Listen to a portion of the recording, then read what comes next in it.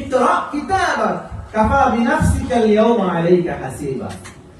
তোমার জীবনে কি করেছো, কি না করেছো, তুমি কি কি ভালো কাজ করেছো, কি কি খারাপ কাজ করেছো, সবকিছু তুমি নিজে নিজে পড়ো। এটার জন্য তুমি নিজেই যথেষ্ট। যখন মানুষ কি করবে, মিথ্যা বলার চেষ্টা করবে, আমি এটা করিনি, তখন সূরা ইয়াসিনে আছে আল্লাহ পাক রব্বুল আলামিন মুখে তালা দিয়ে দিবেন, আল-ইয়াওমা নাখতিমু আলা আফওয়াহিহিম, মুখকে বন্ধ করে দিবেন, ওয়া তুকাল্লিমুনা আইদিহিম ওয়া তাশহাদু আরজুলুহুম, তখন আমার হাত, আমার পা আমার বিরুদ্ধে সাক্ষী দেওয়া শুরু করবে। আল-ইয়াওমা নাখতিমু আলা আফওয়াহিহিম ওয়া তুকাল্লিমুনা আইদিহিম ওয়া তাশহাদু আরজুলুহুম বিমা কানু ইয়াকসিবুন। আমরা চাইলেই কিন্তু ভালো কাজ করতে পারি। প্রত্যেকে নিজে নিজে চোখ বন্ধ করে একটা প্রশ্ন করেন, দেখেন আপনি চাইলেই কিন্তু ভালো কাজ করতে পারেন, সেই সক্ষমতা আপনার মধ্যে আমার মধ্যে আছে। আমরা চাইলেই মানুষের সাথে ভালো ব্যবহার করতে পারি। আখলাকে হামিদা যেটার কথা আমি বললাম, আখলাকটা দুই প্রকার, আখলাকে হামিদা, আখলাকে জামিমা। এই আখলাকটা আমরা চাইলেই কিন্তু হামিদার অন্তর্ভুক্ত হতে পারি, প্রশংসনীয় আখলাকের ভালো চরিত্রের অধিকারী আমরা হতে পারি। একটা কথা আমরা এভাবেই পড়েছি যে ব্যবহারে বংশের পরিচয়। আমি মনে করি কথাটা এভাবে হওয়া উচিত ছিল, ব্যবহারে ব্যক্তির পরিচয়, ব্যবহারে ব্যক্তির পরিচয় হওয়ার, এই কথাটা এভাবে হওয়া উচিত ছিল। আপনার আমার ব্যবহার কেমন সেটা আমার পরিচয় বহন করে, আমার বংশের পরিচয় বহন করে। অনেক খারাপ নিম্ন পর্যায়ের বংশের মানুষের মধ্যে কিন্তু ভালো মানুষ, ভালো উত্তম ব্যবহারের মানুষের জন্ম হয়ে যায়। তখন আমরা কি বলি, গোবরে পদ্ম ফুল ফুটেছে, গোবরে পদ্ম ফুল ফুটেছে। আসলে কথা এমন না, তার আখলাকে সে তার পরিচয় বহন করেছে, সে তার চরিত্র দিয়ে সে আখলাকে হামিদার পরিচয়, ব্যক্তিত্ব সে বহন করেছে। একজন মানুষ যদি মনে করে মিথ্যা কথা বলে, তখন তাকে কিন্তু বিশ্বাস করার যোগ্য, সে বিশ্বাসযোগ্য সে থাকে না। কেন? সে তার চরিত্র দিয়ে, সে তার ব্যবহার দিয়ে এটা বুঝিয়ে দিয়েছে যে আমাকে তুমি বিশ্বাস করার মতো যোগ্যতা আমি রাখি না, এটাই তার পরিচয়। তাহলে এটা তো তার বংশের পরিচয় হতে পারে না, এটা তার পরিচয়।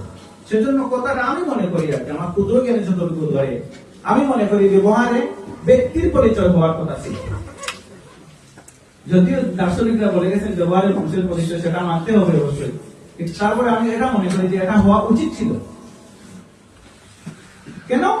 এই যে আখলাকটা বললাম, আখলাকে হামিদা আর আখলাকে জামিমা, মানুষ চাইলেই কিন্তু আখলাকে জামিমা থেকে, জামিমা মানে খারাপ আখলাক, খারাপ চরিত্র যারা বহন করে, খারাপ চরিত্র থেকে সে বেঁচে এসে আখলাকে হামিদার অন্তর্ভুক্ত হতে পারে। সেই যোগ্যতা আল্লাহ পাক প্রতিটি মানুষকে দিয়ে দিয়েছেন, সেই আকল প্রতিটি মানুষকে আল্লাহ পাক দিয়ে দিয়েছেন। সাথে কি দিয়েছে? ওই যে হুদাল লিল মুত্তাকিন, মুত্তাকিনদের জন্য হেদায়েত আছে, এরকম একটা কিতাবও তিনি দিয়ে দিয়েছেন। এই কিতাবটা যারা ফলো করবে, যারা পড়বে, যারা এই কিতাবকে মেনে চলবে, পাশাপাশি জিন্দেগি পরিচালনা করার জন্য আল্লাহর হাবিবের রুলস রয়েছে, সুন্নতে রাসূলুল্লাহ, যেটা আল্লাহর হাবিব বলে গেছেন যে আমি তোমাদের জন্য দুটি জিনিস রেখে গেলাম, একটা কিতাবুল্লাহ আর একটা সুন্নতে রাসূলুল্লাহ। সেই কিতাবুল্লাহ থেকে তো আমরা চলে এসেছি, কিতাবুল্লাহ কোনো আইন, যদিও আচ্ছা আমি গতকালকে একটা শুনলাম, বাস্তবে ওটা আমার কাছে মনে হয়েছে, এমন এক পর্যায়ে মুসলমানরা চলে এসেছি যে এক মুসলমান আরেক মুসলমানকে বিশ্বাস করতে চায় না, এই পর্যায়ে আমরা চলে এসেছি। কেন? এই যে আমরা কিতাবুল্লাহ থেকে চলে এসেছি, ওয়া সুন্নতে রাসূলুল্লাহ, যেটা আল্লাহর হাবিব আমাদের জন্য রেখে গিয়েছেন, সেটা থেকে তো সেটার দ্বারে কাছেও তো আমরা নাই।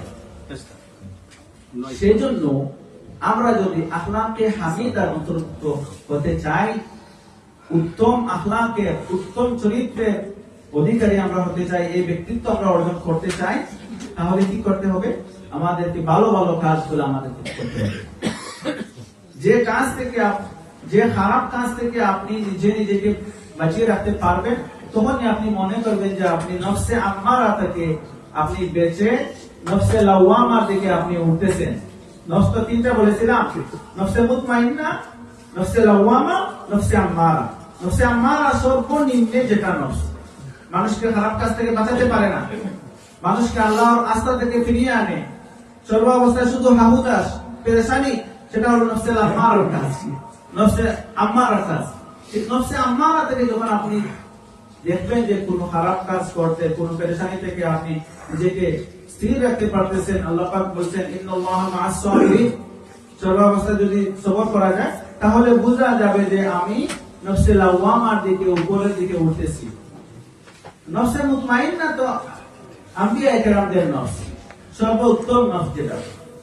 সেজন্য আল্লাহ পাক রব্বুল আলামিন, সময় সংক্ষিপ্ত হয়ে গেছে, আল্লাহ পাক রব্বুল আলামিন আমাদেরকে সবাইকে তৌফিক দান করুন, এই পৃথিবীর ক্ষণিকের জিন্দেগি পাই, জিন্দেগিটা যাতে ইসলামের পথে কাটিয়ে যেতে পারি, দ্বীনের পথে থাকতে পারি, সেটাই আমাদের লক্ষ্য হোক।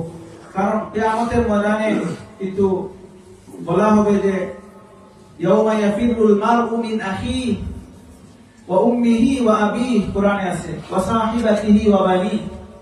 কিয়ামতের ময়দানে আমার থেকে আমার ভাই পলায়ন করবে। ইয়াফিরু ফাররা ইয়াফিরু, সে পলায়ন করবে, সে আমার পরিচয় দিবে না আমার ভাই। ওয়া উম্মিহি ওয়া আবি, এবং আমার মা এবং আমার বাবাও আমার পরিচয় দিতে চাইবে না। এমন এক কঠিন ময়দান। ওয়া সাহিবাতিহি ওয়া বানি, আপনার আমার স্ত্রীরাও আমাদের পরিচয় দিবে না। ওয়া বানি, আমার ছেলে সন্তান, আমার মেয়েরা, আমার সন্তানেরা, আওলাদেরাও আমাদের পরিচয় দিতে চাইবে না। কেন? সবাই শুধু নাফসি নাফসি বলতে থাকবে। সেই কঠিন ময়দানের জন্য এই জিন্দেগিতে, আর দুনিয়া মাজরাআতুল আখিরা, এই জিন্দেগিতে থাকা অবস্থায়, পৃথিবীতে থাকা অবস্থায় কিন্তু আমাদের কিছু অর্জন করে যেতে হবে। সেই পথে যেন আমাদের জীবন পরিচালনা করতে পারি, আল্লাহ পাক রব্বুল আলামিন আমাদেরকে তৌফিক দান করুন, কবুল করুন। ওয়া মা আলাইনা ইল্লাল বালাগ।